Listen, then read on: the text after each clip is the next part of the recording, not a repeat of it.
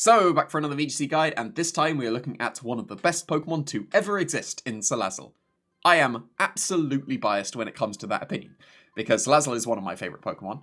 I am one of the few people to bring it to a World Championships, let alone twice. I brought it to the 2018 and 2019 World Championships. I got an undefeated Day 2 Swiss run in the Day 2 of 2019, and came 9th in the world with Salazzle. So I'm so biased when it comes to how good Salazzle is. So yeah, it's not quite an S+, unfortunately, but I think I'm entirely justified in saying that it is an A ranking, for sure. Like, people will still disagree with me. Like, no one believed me that Salazzle was as busted as it was back in 2019, and I proved my point. I got top 16 with an undefeated Day 2 Swiss run, so Salazzle was very good in that format. It's going to be very good in this format, and people are still not going to believe me. But it's really good, because it has got a huge buff in Acid Spray. It did not get Acid Spray in previous generations. Now it's got that. It did have Fake Tears. Fake Tears is great. Does exactly the same thing as Acid Spray. Two big things for Acid Spray over Fake Tears, though, on this Salazzle. One, it does damage. That's already great. Can't be taunted. Well, you couldn't have been taunted anyway because of Oblivious. But it is going to be able to do some chip damage. So then it can stack with itself. So that if you Acid Spray, suddenly your next Acid Spray is doing more damage, and then your next Acid Spray is doing more damage, so it can snowball itself. Fake Tears can't do that. Also, it's a stab move, so it's doing extra damage. So it's perfect. It's amazing. And Salazzle is fast enough to absolutely make use of the Acid Spray. It's a very, very nice buff for Salazzle. I'm welcoming it a lot. I don't think you need Sludge Bomb in the slightest on Salazzle anymore. Now that Acid Spray is available, I would, in almost every situation, run Acid Spray over Sludge Bomb. Because your main source of damage would be Overheat. That's noticeably stronger than Sludge Bomb. And then if you're going for not Overheat as an extra way of damaging, you might as well get the extra support from Acid Spray instead of Sludge Bomb. So yeah, that's huge for Salazzle, I think, in my opinion.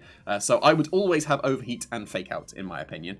I think you do need Overheat to be able to do the significant damage. You can run Heat Wave and Flamethrower. I'll get to that on other movesets in a sec, but I do think that Overheat is necessary, especially on this moveset. So obviously you can just go with Focus Sash and go with that. Like, that's fine. Perfectly viable. But I'm trying to get a little bit fancy here because I can. So, Overheat is mandatory on this moveset because of a Jetpack. The point is that you have a pivoting move. We've seen it before on like Incineroar, where it would just go for Fake Out and U-turn / Parting Shot. That can pivot. So can Salazzle. Salazzle can do it as well, but even stronger. So U-turn does a tiny bit of chip damage. Parting Shot does some supporting, which is fine. Flip Turn does a little bit of chip damage, but Overheat is base 130 and pivots you. So a Jetpack is going to switch you out when you lose one of your stats, doesn't matter where. So if you Overheat, -2 special attack, and then you switch out. And then you Fake Out again when you come back in. Perfect. Amazing synergy. What rounds it off absolutely perfectly is Oblivious. You don't actually care about the attack drop from the Intimidate. You care that you can't be intimidated, so Intimidate cannot activate your Eject Pack. Like, that's amazing. You get to choose when your Eject Pack activates, unless they go for Icy Wind or anything like that, you know. But Intimidate cannot activate the Eject Pack, which is huge. Like, that, just the synergy of that coming together is amazing. Because then you get to pair it with Fake Out. And then you pivot out, Fake Out, come back in. Brilliant. Absolutely brilliant. So, the speed outspeeds a Maushold. You don't particularly need to go faster than that. So just outspeeds Maushold. As you've got a Jetpack, you need to run some bulk to actually not be KO to literally everything, because its bulk is not actually that great. So what I've done here is I've tried to maximize the chance of a Dragonite normal type Terrid Choice Band Extreme Speed KO in this Salazzle. With this one, I think it's a 37% chance to KO. So I didn't want to go too much higher with that, because then I'd be losing HP, which means I lose special bulk as well. So with this much bulk, you can take a hit, like a reasonably neutral hit. So obviously the super effective ones and all that will definitely KO you, but most neutral hits you'll be able to survive, so you won't need the Focus Sash as much in that regard. You'll definitely miss Focus Sash sometimes, but this will be enough bulk that you'll be okay. Like I said, Focus Sash is entirely viable on Salazzle, for sure, because then you can actually do very good damage with the Overheat, rather than bulking yourself out. But if you did want the pivoting, or your Focus Sash is already taken, then Eject Pack is entirely viable. If you have the Focus Sash, I would recommend Fire as your Terra type, because if you are Terra typing your Salazzle, then you're probably going for a very strong Overheat. You can still get away with Flying if you need to Earthquake you next to yourself, but yeah, on this one I would probably run Fire so you can get some extra damage. This is likely the best 4 moves in my opinion. Like, Encore is a busted move now that Dynamax is not a thing. So it's going to be able to outspeed most things and be able to lock them into a move. That is very, very good indeed. So this would probably be my preferred moveset. But here are some other entirely viable moves as well on Salazzle. So if you didn't want Overheat, then you can go with Heat Wave. I would probably lean towards Heat Wave over Flamethrower as well, because it's going to do some consistent chip damage to the opposing Pokemon as well. But Flamethrower is there if you do not want to miss, and that is understandable. But I do think you need the extra power of Overheat, unfortunately.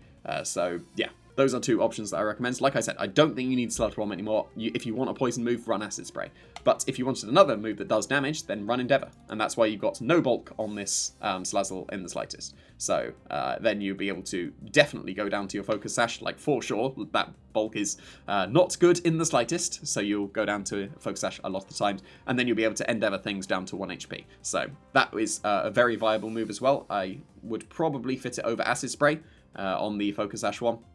Because if you have it over Encore, that's a brilliant move as well. But yeah, it's basically pick your favorites. Like, these are recommendations. I would always have Fire move, most likely Overheat, and I would always have Fake Out, and then between Acid Spray and Encore, I would change the two moves to fit whatever you want.